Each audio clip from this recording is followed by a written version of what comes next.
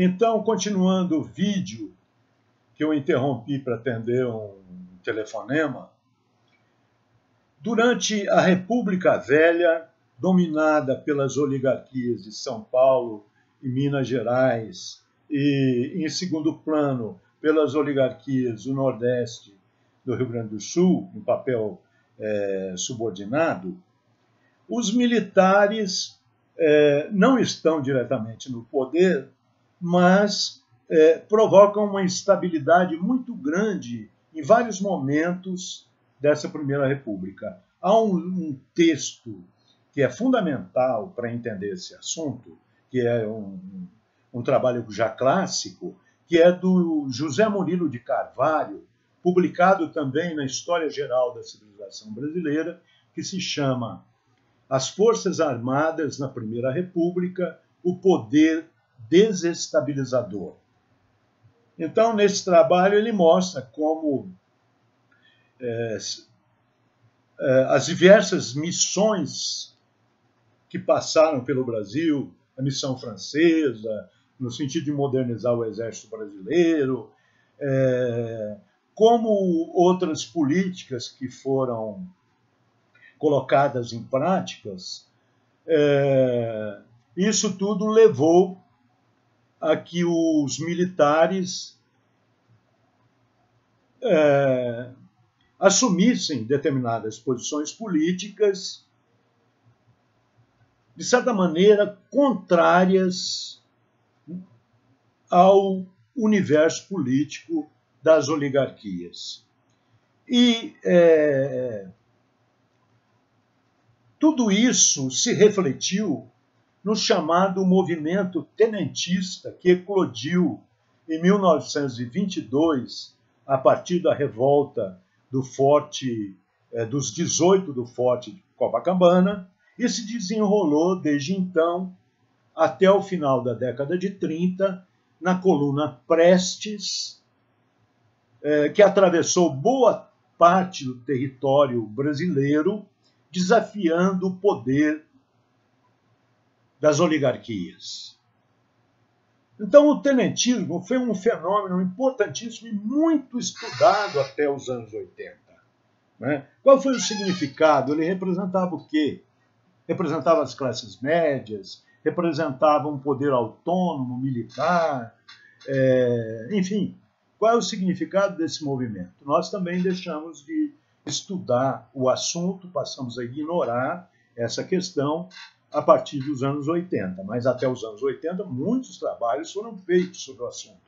Eu mesmo fiz o meu mestrado sobre a presença dos militares. Está aqui. Não adianta mostrar a imagem, porque é uma tese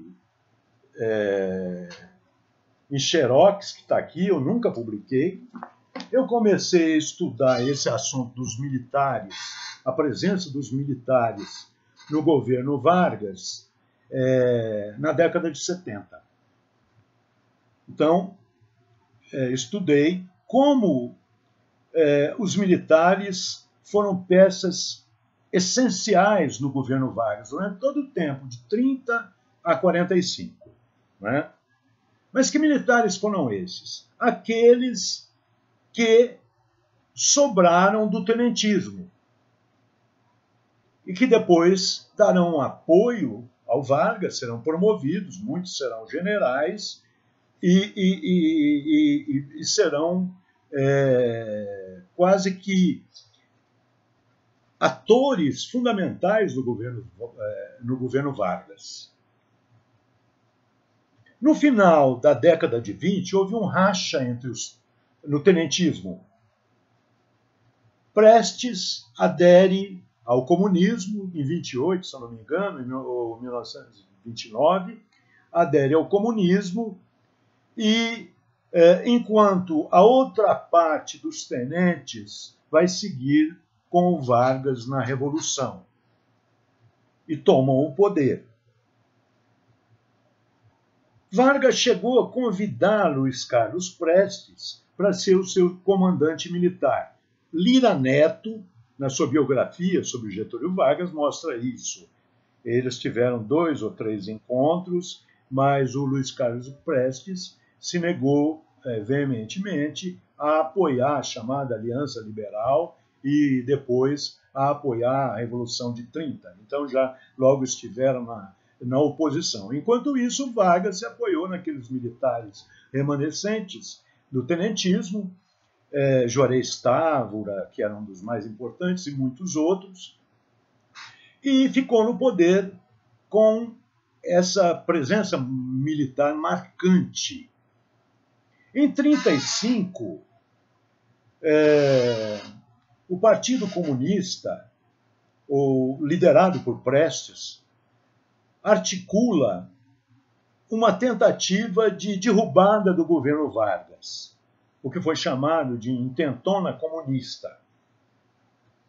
O movimento fracassou e se desencadeou uma intensa repressão sobre os comunistas. Mas até então havia no meio militar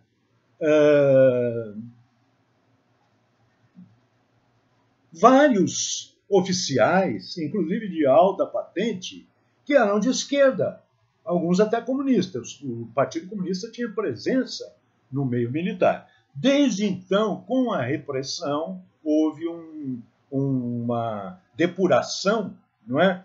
E os militares comunistas, ou mais de esquerda, foram perseguidos.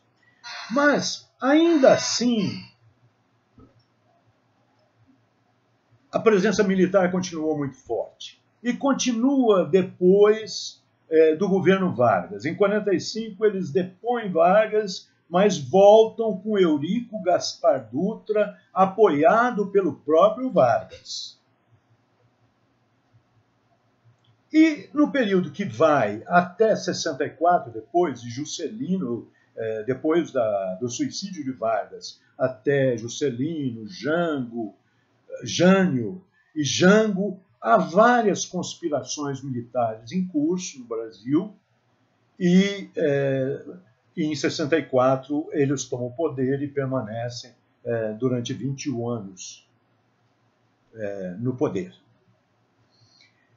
Esse poder militar também não era assim tão homogêneo. Tanto, isso é verdade, que a Revolução de 64 ela vai fazer uma nova depuração dos militares nacionalistas, vai caçar muitos deles, afastando aqueles que tinham proximidade com os setores socialistas, nacionalistas, comunistas. Vai ser um verdadeiro pente fino feito durante a ditadura. Enfim, e aí a história da ditadura nós conhecemos, e no final da ditadura os militares saem de cena, mas saem de cena jogando para debaixo do tapete os seus incômodos. O próprio governo Sarney, que substitui Tancredo Neves, que morreu, primeiro civil eleito indiretamente, naquela nova aliança dos grupos dominantes oligárquicos e civis, o próprio Sarney tinha muitos contatos com os militares da ditadura, ele vinha da arena. E é por isso que a passagem da ditadura para os governos civis, chamados de democráticos, ela não é assim, ela não marca uma ruptura importante. Os militares, ao darem anistia aos perseguidos da ditadura, eles mesmos se dão anistia. Então, os chamados crimes da ditadura militar foram jogados por debaixo do tapete. Só depois, durante o governo Dilma, com a Comissão da Verdade, é que se volta novamente a tocar nesse assunto, e isso vai despertar ressentimentos enormes. Mas o que eu queria dizer com isso, com esse breve retrospecto, de que os militares tiveram sempre uma presença muito forte na cena política brasileira, desde 1889, ou se quiserem, desde a Guerra do Paraguai, e que continuou até 1980, e que agora volta como uma espécie de retorno do recalcado. O que eu quero dizer é que nós nos iludimos muito a partir dos anos 80, que nós nos esquecemos da existência deles, digamos assim.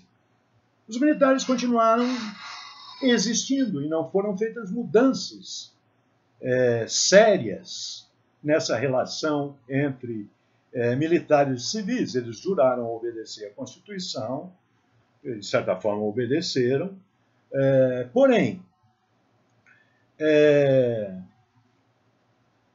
seria preciso compreender o que levou ao ressentimento militar que agora se manifesta com grande intensidade, não é? Por que nós deixamos de considerar a importância dos militares? Não teria sido uma espécie de falsa análise, falsa interpretação, ilusão? Talvez. E eu vou dar alguns elementos para mostrar isso, não é? Nos anos 80, além desses fatores que eu mencionei, de que a questão militar ela é jogada por debaixo do tapete com a nova, e principalmente a Constituição de 1988, nós, nessa época, ingressamos numa espécie de crença liberal, crença na democracia. Não só em nível, por causa dos acontecimentos internos, mas por causa do que estava acontecendo globalmente. Essa é a época em que a Guerra Fria acaba, entre aspas, né? Porque ela voltou com tudo. A Guerra Fria acaba, é a época em que é derrubado o Muro de Berlim, em 1989, e que é recebida ou transmitida, a palavra mais correta é essa, pelos meios de comunicação, pela mídia, pelos grandes analistas aí, da época, como a vitória do reino da liberdade. Mas não foi bem assim. Não foi bem assim porque nós teríamos que entender os aspectos econômicos desse processo. O que houve foi uma globalização que começou a ganhar impulso num novo movimento do capitalismo que necessariamente exigia a queda das barreiras da Guerra Fria, exigia o desmonte da União Soviética e do seu Estado dito totalitário, para que o capitalismo pudesse penetrar nessas áreas com grande população e pudesse se estender para outras áreas do mundo. Se deu o mesmo com a China também, que acabou optando por um capitalismo de mercado, por uma economia de mercado administrada por um governo comunista. Então, nas nossas ilusões dessa época, de um mundo globalizado, de um mundo em que as fronteiras nacionais se diluíam, não é? No fundo, era um mundo regido pela mercadoria, pela circulação das mercadorias, pelo capitalismo global. Mas nós pensamos que isso fosse liberdade, não é? E até, a partir de então, nos esquecemos dos militares. Nós não precisamos de militares, não precisamos de forças armadas. Os movimentos pacifistas ganharam uma certa amplitude nessa época, uma crença pacifista, meio anacrônica, fora de lugar, não é? No momento em que o mundo estava mais do que armado, essa crença pacifista ela serviu um pouco para nos cegar também, não é? Então isso tudo precisa ser compreendido o que aconteceu depois de 80, para que a gente pense o que pode acontecer agora. Porque, inevitavelmente, os militares não desapareceram de cena. Primeiro porque, de fato, eles são, eu quero voltar a dizer isso, em todos os momentos de crise política, de falência das instituições, de desarranjo do poder oligárquico civil, não é? Das classes dominantes, quando se estabelece, se cria uma espécie de vazio de poder, e nunca há vazio de poder, alguma força tem que entrar para interferir no processo. E os militares se sentem nesse papel, até porque são a única força organizada e com algum poder, não é? Poder das armas, embora esse poder tenha sido muito prejudicado, principalmente nos anos do neoliberalismo. Depois, com o Lula, houve uma política para as Forças Armadas, para reerguê-las do ponto de vista assim, dos seus armamentos, da sua indústria, mas, e mesmo assim, o ressentimento continuou nos meios militares. Então, nesse breve histórico que eu faço, para dizer que os militares são, sim, uma força fiadora da República, já que nós não temos outra. Qual seria a outra? O poder monárquico não existe, a não ser nesse fantoche que se pretende aí ser o chanceler do Bolsonaro, na hipótese dele ganhar.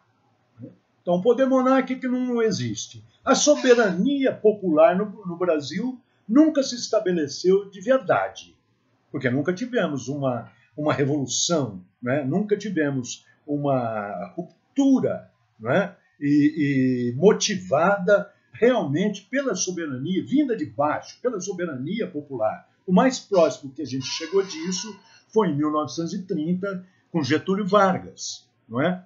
Mas isso não se completa, por uma série de razões, que teriam que ser também compreendidas. Então, se os militares são essa força de preservação da unidade territorial, se eles se veem assim, e se no mundo contemporâneo, no mundo atual, melhor, novamente os militares adquirem uma presença muito grande em vários países. Hoje é impossível pensar um mundo sem forças armadas, não é? Sem forças armadas, a Rússia tinha sido destruída. Sem forças armadas, a Síria tinha sido destruída completamente. Só não foi porque o governo lutou até o fim, não é? Para defender o seu território. Sem forças armadas, o governo Erdogan também não teria conseguido segurar a Turquia do desmanche. E assim por diante, não é? Então, com isso, eu quero chegar à conclusão. Os militares estão aí. Seja com o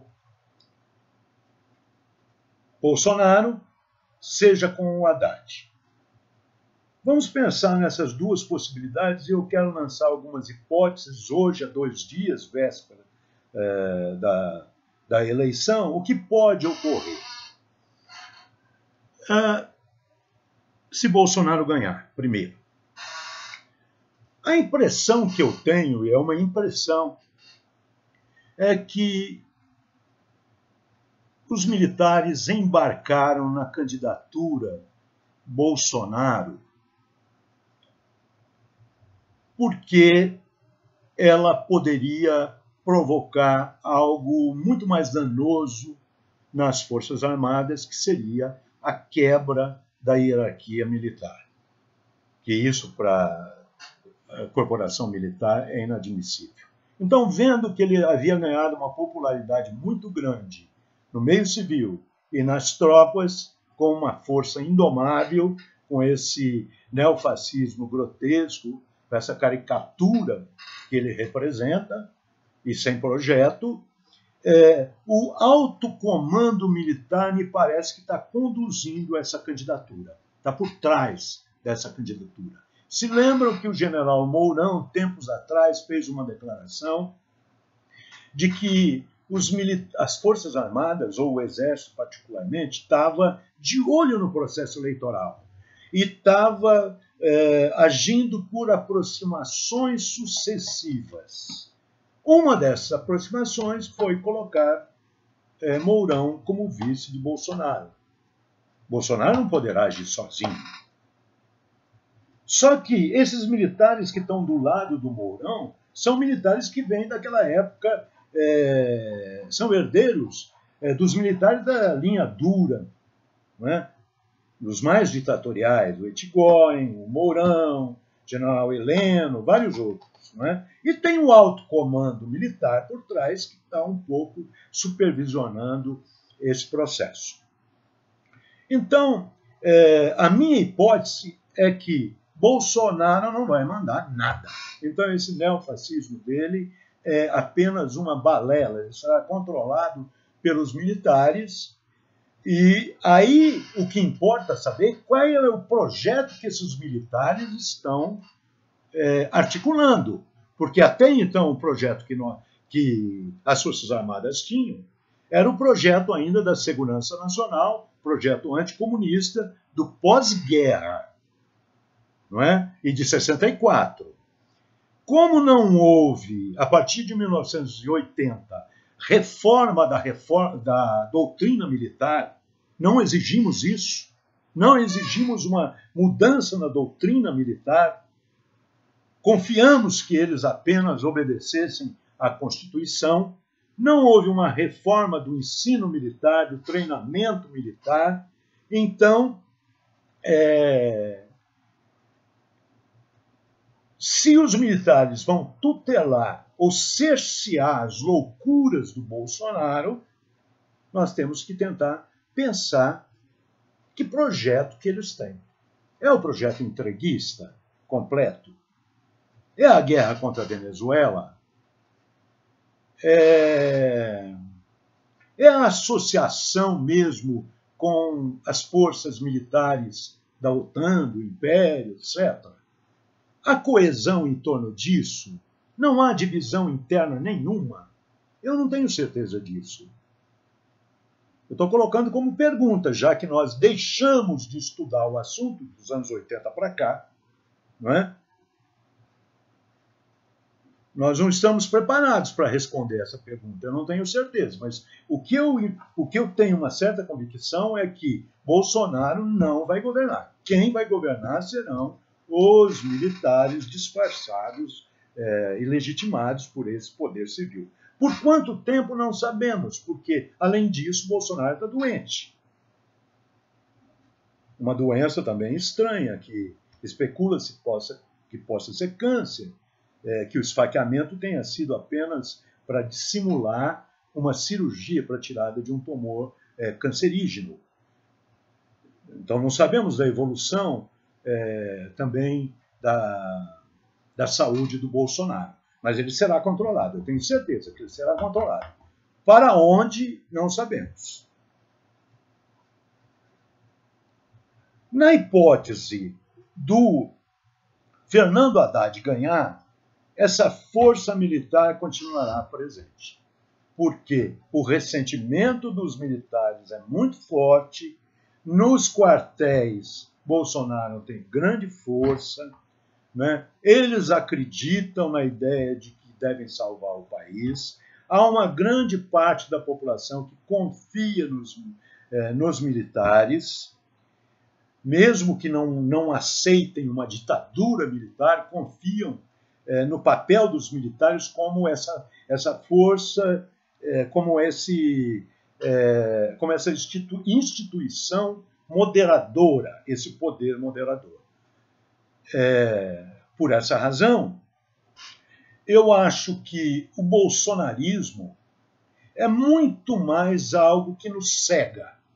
Enquanto nós ficamos xingando ele de fascista, disso, daquilo, né, e Bolsonaro é realmente perigoso, nós tínhamos que tentar pensar na volta do poder militar, né, que provavelmente não será da mesma maneira como foi em 64. Outras variáveis vão contar.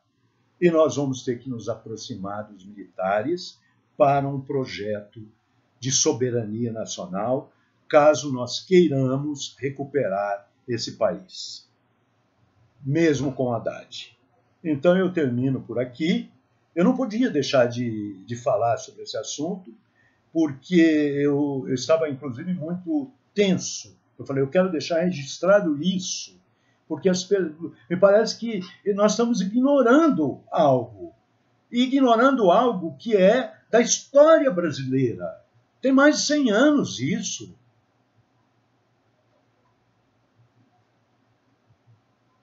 Então, é por isso que eu quero dar esse toque, é isso que eu quero deixar para vocês, essa reflexão. E essa reflexão não é uma reflexão só que deve ser feita pelos políticos, ela tem que ser feita pelos intelectuais. Nós temos que retomar aquela bibliografia clássica, né, que eu falei do Sérgio Buarque de Holanda, José Murilo de Carvalho, Virgínio Santa Rosa, que estudou o sentido tenentismo, e vários outros autores que estudaram o tenentismo e que hoje não são mais lidos, né? E principalmente estudarmos o que aconteceu nas Forças Armadas de 1980 para cá, quando nós perdemos o pé da situação. Então, por aí eu termino esse vídeo com essa lembrança. E, mais uma vez, muito obrigado pela atenção. Um abraço a todos e todas.